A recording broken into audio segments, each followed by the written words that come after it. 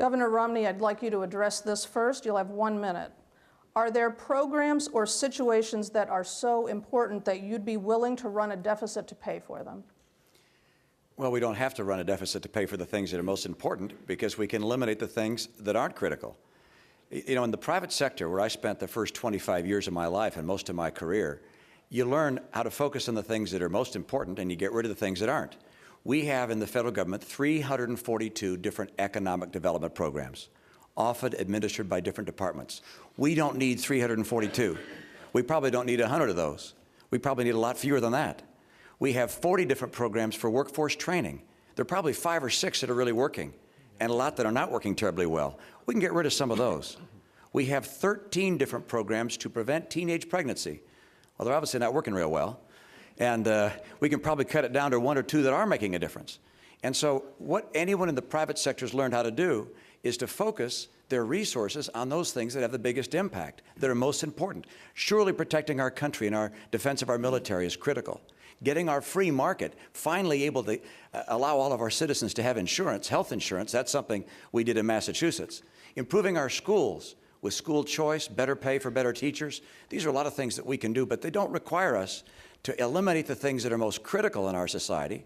Instead, they require us to get rid of those things that are unnecessary. And the sacrifice we need from the American people, it's this. It's saying, let the programs that don't work go. Thank you. Don't lobby for them forever. Thank you. Congressman Tancredo, how would you answer that? I would say that there is a way, a very clear way, to actually establish what the government needs to do in order to reduce the costs that it incurs and to do what is right. And that is called follow the Constitution of this country.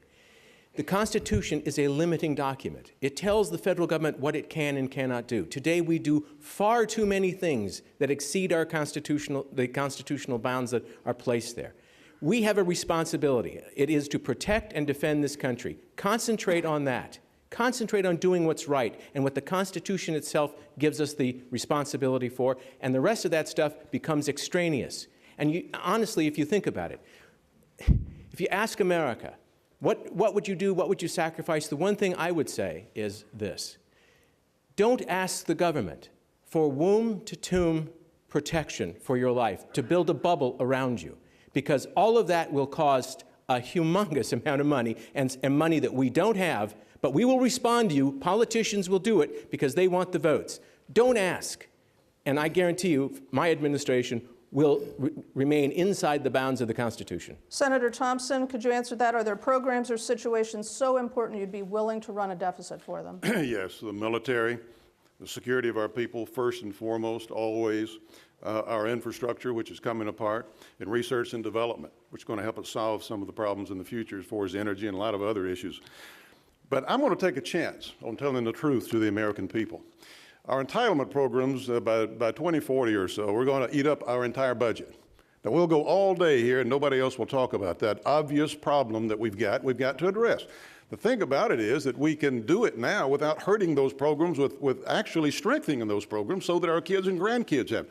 I don't think we as American people are so selfish that we're going to put this off the table, kick the can down the road, and let everybody else solve that problem, you know, when our grandkids get to be working age. That's not America. That's not what makes us strong.